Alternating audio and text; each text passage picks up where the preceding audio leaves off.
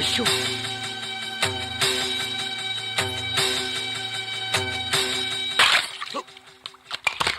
கருப்பராயா, இது வரைக்கும் நான் உங்ககிட்ட எதுவுமே கேட்டதில்ல. இப்ப முதல் தடவையா கேட்க போறேன். நான் என் மாமா மேல உசிரியா வச்சிருக்கேன் கருப்பராயா.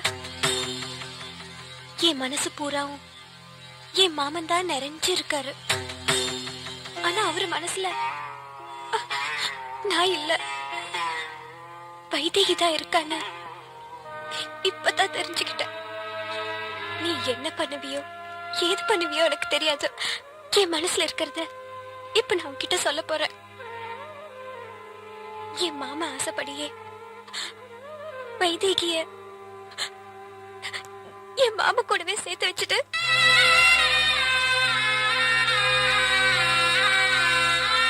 என் மாமனையும் வைதேகியையும் நீதான் சேர்த்து வைக்கணும். நான் உன்கிட்ட கேட்க வந்தது வேற, இப்ப கேட்டுட்டு நிக்கிறது வேற. நான் ஒன்னும் அழல.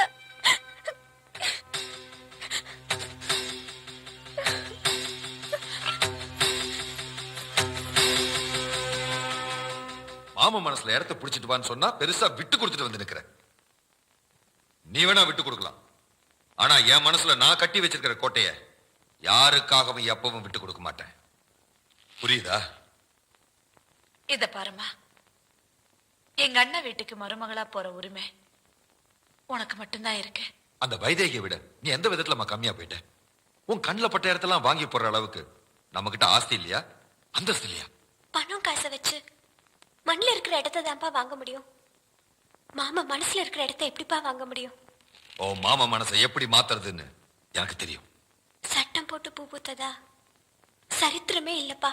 உன் அப்பா மனசு வச்சா பூ மட்டும் இல்ல, பூவை காயாக்க முடியும், காய கனியாக்க முடியும், அதை உன் கையில கொடுக்க முடியும். கதவை நல்ல தாப்பா போட்டுக்கு தாயி. அண்ணா, என்னமா நீ இல்லாதப்ப யாராவது வந்தா?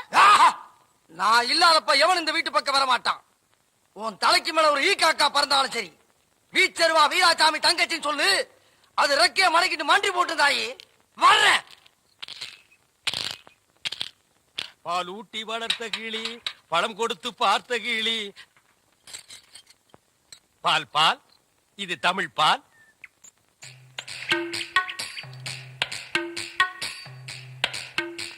ஏங்க இவ்ளோ நேரம்? இப்ப நீ என்ன பாட்டு பாடுன? பேசுனேங்க. பேசுனியா? இல்ல, நீ பாடுன. உன் குரலே குயில் மாதிரி இருந்தது. குடு சொம்ப. கை காட்டும் கண்ணுமணி, கொஞ்சம் முகம் காட்டு முத்துமணி, காட்டாதே வளையல் கைய ஆட்டாதே, வெளியில் வா பசுங்களே. பாரமணி, நான் ஊருக்கே பால்ல தண்ணியே கலந்து ஊத்துறேன். ஒருத்திக்கு மட்டும்தான் என் மனசையே கலந்து ஊத்துறேன். பத்திரமா பிடிச்சுக்கோ.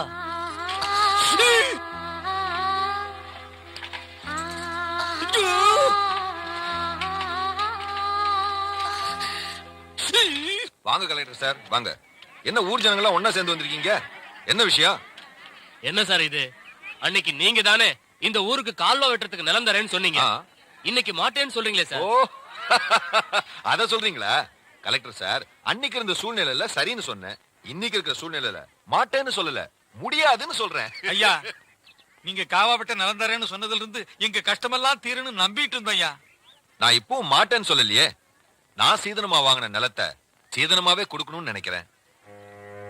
என்னையா அப்படி பாக்குறீங்க? உங்களையே போய் என் பொண்ணுக்கு சம்பந்தம் பேசிட்டு வர சொல்றேன். ராஜகுமாரன் மட்டும் என் பொண்ணை கட்டிக்கிறேன்னு உங்க முன்னால ஒரு வார்த்தை சொல்லட்டும். இந்த ஊருக்கு காவா வரும், உங்க நிலமெல்லாம் நஞ்சையா மாறும். கலெக்டர் சார், நீங்க பஞ்சாயத்து போர்டு ஆபீஸ்ல இருங்க, முடிவை இவங்களே வந்து சொல்லுவாங்க. வாடா.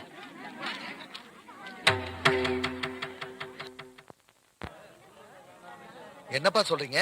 ராஜகுமாரியா, கரெக்டையா எவ்வளவு சொல்லியும் செல்வராஜையா கையெழுத்து போடலீங்க. நீங்க சொல்ல போற ஒரு வார்த்தையில் தாங்க எங்க தலையெழுத்தே இருக்கு. ஏன் மச்சான் கையெழுத்து போட மாட்டேங்கிறாரு? ஐயா, நாங்க எவ்வளவோ எடுத்து சொல்லியும் செல்வராஜையா ஒத்துக்க மாட்டேங்கிறாருங்க. காவா வெட்ட அன்னைக்கு நிலம் கொடுக்கறேன்னு சொன்னவர் இப்ப மாட்டேங்கிறாரு. ராஜகுமார் ஐயா, காஞ்சி போன எங்க வயிறும் ஒட்டி போன கண்ணமும் நல்லா இருக்கணும்னா அது உங்க கையில தான் இருக்கு. ராஜகுமார் ஐயா, கூலி வேலை செஞ்சே குனிஞ்சு நிக்கிற நாங்கெல்லாம் நிமிர்ந்து நிக்கணும்னா அது உங்களாலதாயா முடியும். உங்க வார்த்தையில தான் ஐயா எங்களை மாதிரி ஏழைங்க வாழ்க்கையே இருக்கு. நீங்க நல்லா இருக்கணுங்கிறதுக்காக ஒரு வார்த்தை என்ன, எத்தனை வார்த்தை வேணாலும் சொல்றேன். ஆனா என்ன சொல்லணும்னு தயவு செஞ்சு சொல்லுங்க. இப்படி பேசாம இருந்தா எப்படி? நான் என்ன சொல்லணும் சொல்லுங்க. அத நான் சொல்றேன்.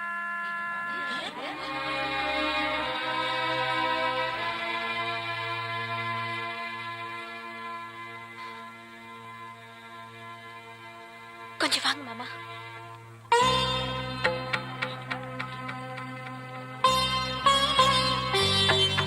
செல்வி, என்னது? மாமா, இந்த ஊர் நல்லா இருக்கணும்னு நினைக்கிறீங்கல்ல? ஆமா, கண்டிப்பா.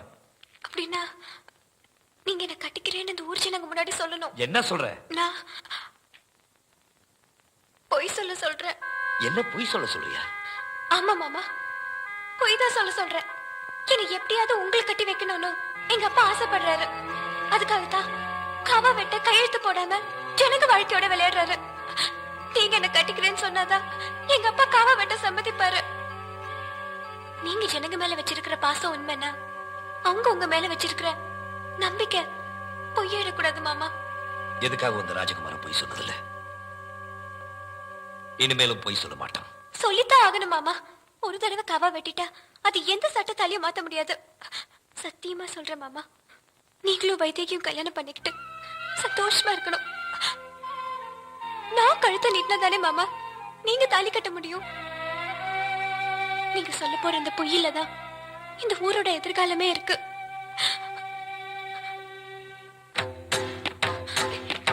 மாமா, மாமா.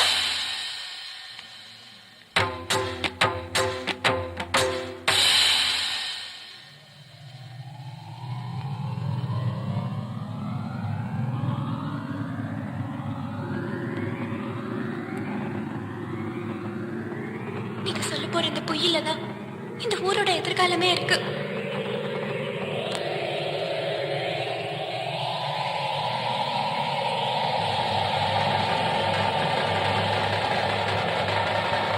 என் மாமா ஆசைப்படி நான் செல்வியை தான் கல்யாணம் பண்ணிக்க போறேன்னு போய் சொல்லுங்க.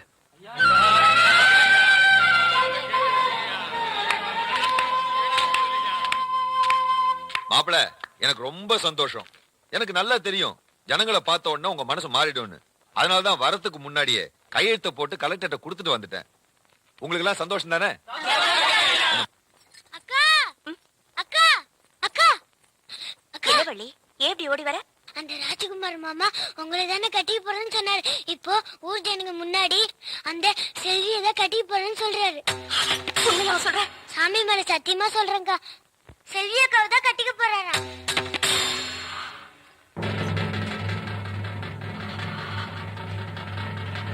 அப்படியே சொன்னாரு.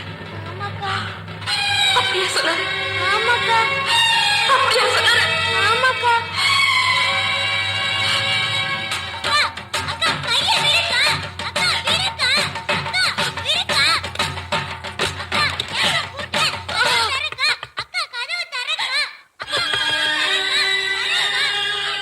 எப்ப மாமா அப்படி ஒரு வார்த்தை சொல்லிச்சோம், அதுக்கப்புறம் நான் உசுரோட இருக்கிறதுல அர்த்தமே இல்ல. அந்த கருப்பராய்கிட்ட 4 வார்த்தை கேட்டுட்டு பக்கத்துல இருக்கிற பழங்கணத்துல விட்டு நான் சாக போறேன்.